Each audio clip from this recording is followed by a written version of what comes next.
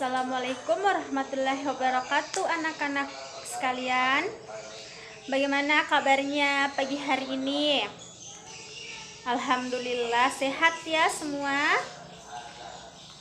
Ibu guru lihat semua sangat bersemangat ya pagi hari ini. Ya, betul sekali. Kita harus semangat untuk menyambut pagi hari yang cerah, dimana kita tidak boleh bermalas-malasan, tidak boleh bersantai, karena kita harus rajin ke sekolah ya anak-anak, untuk menimba ilmu agar kita dapat menambah wawasan, pengetahuan, sehingga kelak nanti anak-anak sekalian dapat meraih cita-cita. Di sini cita-citanya mau jadi apa? Ya, dokter, polisi, guru. Semua cita-citanya iya mulia ya, semua cita-citanya. Nah, jadi sebelumnya kita masuk ke pembelajaran SKI, yaitu Sejarah Kebudayaan Islam. Jadi sebelum Ibu melanjutkan pembelajaran, alangkah lebih baiknya jika kita berdoa bersama. Coba ketua kelasnya dipimpin doanya dulu untuk teman-temannya. Ya, baik. Terima kasih kepada ketua kelas ya. Dan oh ya, sebelum Ibu lanjut lagi, Ibu absen dulu ya. Coba dengarkan namanya ya.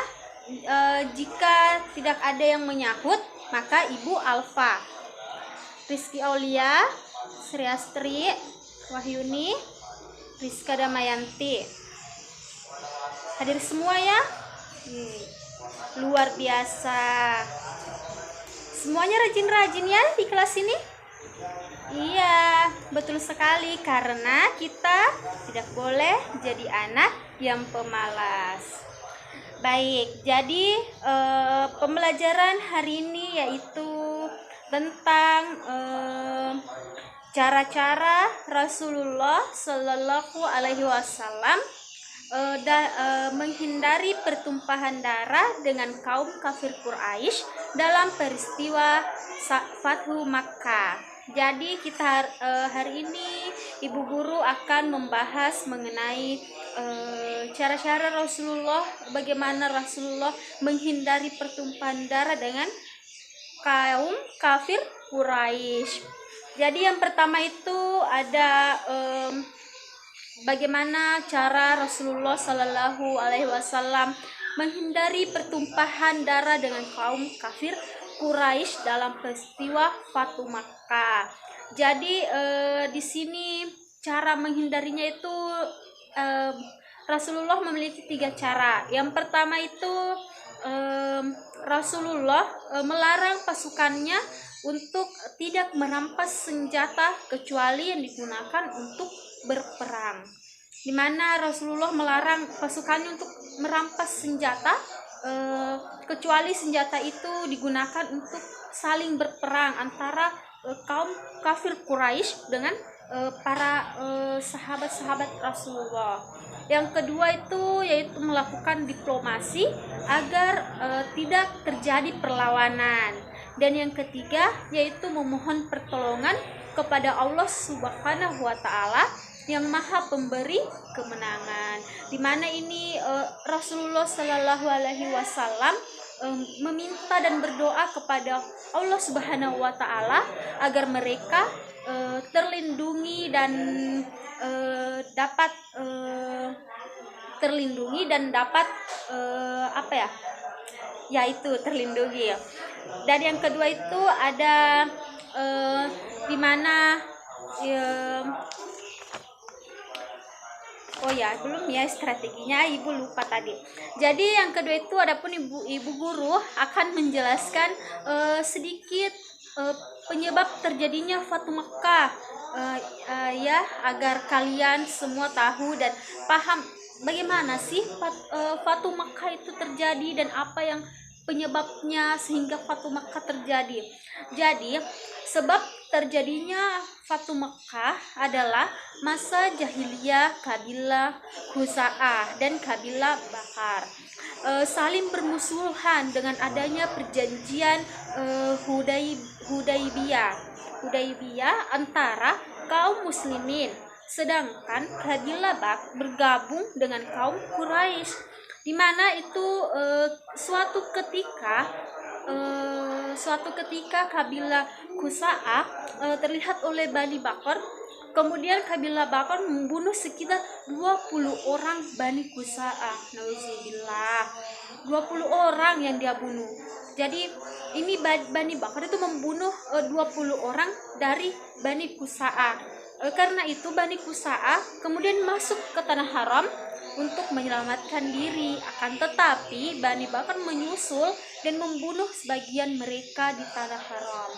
Jadi Bani Bakar ini kemudian mengikuti atau menyusul Bani Khuza'ah ketika masih di tanah haram, dan kemudian Bani Bakar membunuh sebagian mereka di tanah haram. Dan adanya peristiwa tersebut terbitlah perjanjian Hudaybiyah antara kedua belah pihak. Nah, kemudian di sini anak-anakku sekalian harus tahu hasil penting dari peristiwa pembebasan Makkah. Jadi hasil pentingnya itu ada dua. Yang pertama, Rasulullah dan kaum muslimin menghancurkan berhala di Ka'bah dan sekitarnya. Yang kedua, masuknya Quraisy dalam pengakuan Islam menjadikan kabilah Arab di seluruh jahiliyah Arab bisa bertemu Rasulullah untuk masuk Islam. Dan kemudian adapun pembagian pasukannya, yaitu yang pertama ada pasukan Nabi, yang kedua pasukan Khalid bin Al-Walid, yang ketiga pasukan Zubair bin Al-Awam, dan pasukan kelima ada pasukan Abu Ubaidah dan bin Al-Jarrah. Dan setelah itu kaum muslimin menguasai jalur Makkah. Jadi setelah itu dari hasil peristiwa itu kaum muslimin menguasai jalur Makkah. Nabi dan kaum muslimin mengadakan apel besar di wilayah Gunung Hid. Pada penaklukan Makkah, Rasulullah menghancurkan berhala-berhala di sekitar Ka'bah, sekitar ada 360 berhala. Jadi di sini anak-anakku sekalian sudah paham kan bagaimana sebab terjadinya Fatu Makkah dan peristiwa pembebasan Makkah. Jadi Ibu Guru jelaskan sedikit lagi kronologi dan latar belakang terjadinya peristiwa ini ya. Coba bisa mungkin dicatat-catat untuk catatannya. Jangan sampai nanti ini yang Ibu jelaskan masuk di ulangan loh nanti. Ya, jadi tuh kronologi dan latar belakangnya itu. Kronologi yang pertama itu ada Quraisy menyerang Bani Khuza'ah.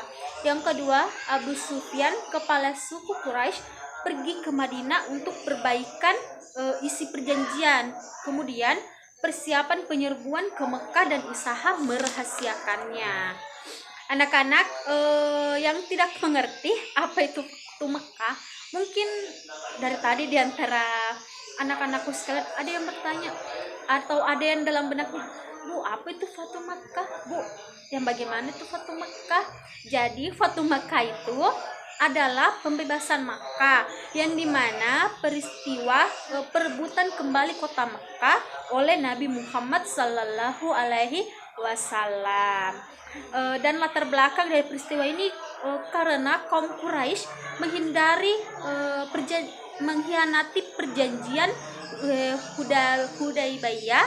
Sekitar 10.000 pasukan bergerak dari Madinah menuju Makkah. Pasukan yang dipimpin baginda Nabi Muhammad Sallallahu Alaihi Wasallam itu datang untuk membebaskan kota Makkah. Jadi itu tadi adalah kronologi terjadinya Fatu Makkah dan latar belakangnya. Jadi ada lagi yang ingin dipertanyakan? Siapa tahu dari murid-murid Ibu ada yang ingin dipertanyakan. Ya, apa itu? Oh iya ya. Jadi pertanyaan bagus ya, kapan itu Fatu Makkah terjadi? Jadi sedikit Ibu jawab, Fatu Makkah ini terjadi pada tanggal 10 Ramadan 8 Masehi atau 11 Januari 630 Masehi sampai 8 Juni 632 Masehi. Jadi itu ya tadi pertanyaan dari Rizka, kapan terjadinya Fatu Makkah ini? Ya, bagus sekali tadi pertanyaannya. Yang terakhir, Ibu akan menjelaskan sedikit apa itu ibrah dari peristiwa Fatu Makkah. Jadi ibrahnya itu adalah Nabi Muhammad itu merupakan seorang pemimpin besar yang tak ada tandingannya. Kalau beliau bukan saja seorang perwira di medan perang, tetapi juga ahli dalam strategi. Di mana perjanjian Hudaybiyah yang sepintas terlihat sangat merugikan umat Islam oleh Rasulullah Shallallahu Alaihi Wasallam diterima dan disetujui, di mana hal ini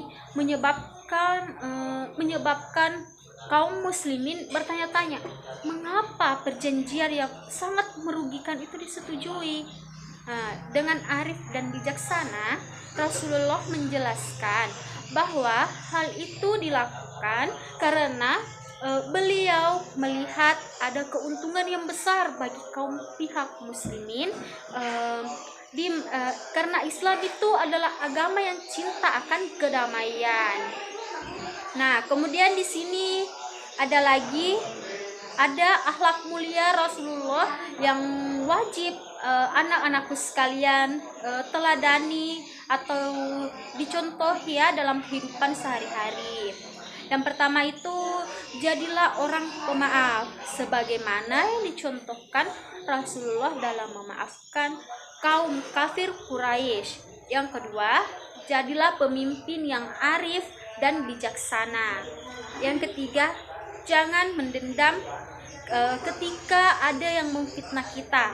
Dan yang keempat ini yang terakhir ya, berani mencegah kemungkaran dan kebatilan sebagaimana Rasulullah melarang keras dalam melarang menyembah berhala kecuali kepada Allah Subhanahu wa taala. Jadi itu tadi penjelasan dari Ibu Guru mengenai Fatu Makkah, di mana cara Rasulullah menghindarinya, di mana sedikit ada tadi sebab terjadinya Fatu Makkah, kemudian peristiwa penting Fatu Makkah, kemudian pasukan-pasukan yang berjuang di Fatu Makkah, kemudian ada juga latar belakang serta kronologi kejadian Fatu Makkah. Dan yang paling penting itu adalah tadi yang terakhir Ibu jelaskan, akhlak yang harus anak-anakku sekalian teladani dari Rasulullah Shallallahu Alaihi Wasallam. Nah, baik. Jadi sampai di sini, apa ada yang ingin bertanya? Ya, kenapa Rizkiolia? Oh, tadi itu sudah dipertanyakan dengan Rizka Damayanti ya. Jadi Ibu ulangi lagi, di mana peristiwa Fatu Makkah ini terjadi pada tanggal 10 Ramadan 8 Hijriah, 11 Januari 630 Masehi sampai 8 Juni 632 Masehi. Ya bisa dicatat-catat gitu ya tanggal terjadinya, jangan sampai juga nanti nih masuk di ulangan. Ya, bagaimana semua sudah mengerti mengenai ini yang Fatu Makkah Ibu jelaskan tadi? Baik, kalau sudah dimengerti, mungkin sampai di sini ya pembelajaran yang Ibu bawakan, dan untuk pertemuan minggu depan nanti Ibu akan memberikan tugasnya ya. Ya, baik. Terima kasih semua atas waktunya ya anak-anak, atas pembelajaran Ibu. Mungkin ketua kelasnya bisa baca doa. Amin. Baik, terima kasih ya semuanya. Ibu ucapkan Assalamualaikum warahmatullahi wabarakatuh. Jangan ada ya yang keluar kelas, tunggu gurunya lagi yang datang. Sekarang pembelajaran apa? Ya, tunggu gurunya ya, mungkin sebentar lagi akan datang gurunya.